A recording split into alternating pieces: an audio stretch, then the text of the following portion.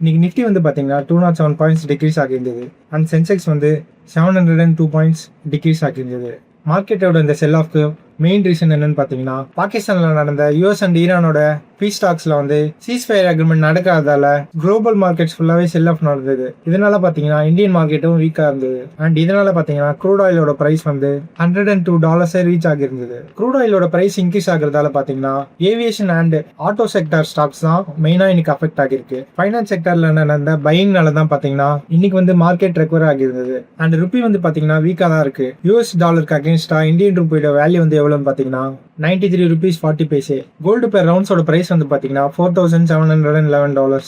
And silver per ரவுண்ட்ஸோட price வந்து பார்த்தீங்கன்னா $73.9. சென்னையில் 23 கேரட் கோல்டு 1 கிராமோட பிரைஸ் வந்து $14,060.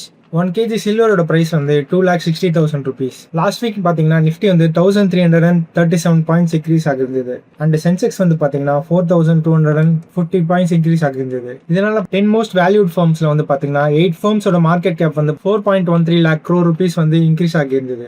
இதுல மெயினா பார்த்தீங்கன்னா HDFC bank, Bharti Airtel, ICICI bank, State Bank of India, Tata Consultancy Services, Bajaj Finance, Larsen and Toubro, Hindustan Unilever இதுல எல்லாம் பார்த்தீங்கன்னா மார்க்கெட் கேப் வந்து இன்க்ரீஸ் ஆகியிருந்தது. லாஸ்ட் வீக் பாத்தீங்கன்னா ரிலையன்ஸ் இண்டஸ்ட்ரீஸ் அண்ட் இன்ஃபோசிஸ்ல வந்து வேல்யூவேஷன் டிக்ரீஸ் ஆகியிருந்தது. HDFCல பாத்தீங்கன்னா 91,287 crore rupees வந்து வேல்யூவேஷன் இன்க்ரீஸ் ஆகியிருந்தது. அண்ட் இதனால HDFC பேங்கோட ஓவரால் மார்க்கெட் கேப் வந்து பாத்தீங்கன்னா 12,47,000 crores கிராஸ் ஆகியிருந்தது. மிடில் ஈஸ்ட் ப்ராப்ளம்ஸ்னால மார்க்கெட் வந்து மார்ச் மந்த்ல வீக்கா இருந்தாலும் சிப்போட இன்ஃப்ளோஸ் வந்து பாத்தீங்கன்னா ரெக்கார்ட் ஹையா ரீச் பண்ணிருக்கு. பிப்ரவரி அண்ட் மார்ச் மந்த் கம்பேர் பண்ணும்போது பாத்தீங்கன்னா சிப்போட இன்ஃப்ளோஸ் வந்து 8% இன்க்ரீஸ் ஆகியிருந்தது. பிப்ரவரி மந்த்ல பாத்தீங்கன்னா 29,845 crores இந்த இன்வெஸ்ட்மெண்ட் வந்து பாத்தீங்கன்னா மார்ச் மந்த்ல 32,087 crores இன்க்ரீஸ் ஆகியிருந்தது. மந்த் டு மந்த் பேசிஸ் பார்க்கும்போது சிப்போட இன்ஃப்ளோஸ் வந்து இன்க்ரீஸ் ஆகியிருந்தாலும் அசெட்ஸ் வந்து பாத்தீங்கன்னா February and March month compare பண்ணும்போது டிக்ரீஸ் ஆகிருக்கு. பிப்ரவரி மந்த்ல 16.6 lakh crore இந்த அசெட்ஸ் வந்து பாத்தீங்கன்னா மார்ச் மந்த்ல 15.11 crores டிக்ரீஸ் ஆகிருக்கு. அடுத்து இந்தியாவோட ஆக்டிவ் எல்இடிஸோட மார்க்கெட் வந்து பாத்தீங்கன்னா 2000 crores ரீச் ஆகிருக்கு. ஃபியூ இயர்ஸாவே பாத்தீங்கன்னா இயர் ஆன் இயர் பேசிஸ்ல மார்க்கெட் வந்து பாத்தீங்கன்னா 15 to 20% இன்க்ரீஸ் ஆகிருந்தது. மெயினா பாத்தீங்கன்னா டயர் 2 மார்க்கெட்ஸ்ல எல்இடி வந்து எக்ஸ்பேண்ட் ஆகிருக்கு.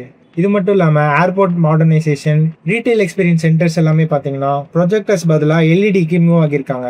எல்இடியோட மார்க்கெட் கேப் இன்க்ரீஸ் ஆனதுக்கு மெயின் ரீசன் என்னன்னு பாத்தீங்கன்னா கம்பெனிஸ் வந்து லோ குவாலிட்டி ஷார்ட் டேர்ம் எல்இடிஸ்க்கு பதிலாக high quality long term use ஆகிற மாதிரி எல்இடிஸ் வந்து இன்ஸ்டால் பண்ணியிருக்காங்க. 2025ல குளோபல் எல்இடியோட மார்க்கெட் வேல்யூ வந்து $20 billion இருக்கு. இந்த ரெவன்யூல வந்து பாத்தீங்கன்னா மோர் தென் 50% வந்து ஏசியா பசிபிக் தான் கான்ட்ரிபியூட் பண்ணுது. அண்ட் குளோபல் மேனுஃபேக்சரிங் பார்க்கும்போது சைனா வந்து பாத்தீங்கன்னா 80% மேனுஃபேக்சர் பண்ணுது. அடுத்து கோட்ரேஜ் கம்பெனில பாத்தீங்கன்னா மேஜர் லீடர்ஷிப் சேஞ்ச் அனௌன்ஸ் பண்ணிருக்காங்க.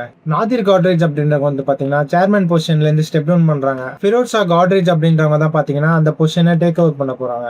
நாதிர் கோட்ரேஜ் வந்து சேர்மன் பொசிஷன் மட்டும் இல்லாம போர்ட்ல இருந்தும் பாத்தீங்கன்னா ஸ்டெப் டவுன் பண்றாரு. அது எந்தெந்த கம்பெனிஸ் அப்படின்னு பாத்தீங்கன்னா Godrej industries, Godrej Agrovet, Godrej consumer products, Godrej properties. Pirojsha Godrej வந்து பாத்தீங்கன்னா already Godrej properties, Godrej capital, Godrej வெஞ்சர்ஸ்க்கு வந்து சேர்பர்சனா இருக்காரு. அண்ட் அடிஷனலா கோத்ரேஜ் குரூப் அண்ட் கோத்ரேஜ் இண்டஸ்ட்ரீஸ்க்கு வந்து பாத்தீங்கன்னா August 14, 2026ல இருந்து சேர்பர்சனா டேக் ஓவர் பண்ண போறாரு. இன்னைக்கு இந்த வீடியோல பார்த்த இன்ஃபர்மேஷன்லாம் உங்களுக்கு யூஸ்ஃபுல்லா இருந்துச்சுன்னா வீடியோ லைக் பண்ணிடுங்க. அண்ட் இந்த மாதிரி ரெகுலராக நீங்கள் கம்பெனி ரிலேட்டட் அப்டேட்ஸ் அண்ட் இன்ஃபர்மேஷன்லாம் நீங்கள் தெரிஞ்சுக்கணும்னு நினச்சிங்கன்னா இந்த சேனலுக்கு சப்ஸ்கிரைப் பண்ணிடுங்க. அண்ட் உங்கள் ஃப்ரெண்ட்ஸ் அண்ட் ரிலேட்டிவ்ஸ் யாருக்கெல்லாம் இந்த வீடியோ யூஸ்ஃபுல்லாக இருக்குன்னு நினைக்கிறீங்களோ அவங்களுக்குலாம் இதை ஷேர் பண்ணிடுங்க.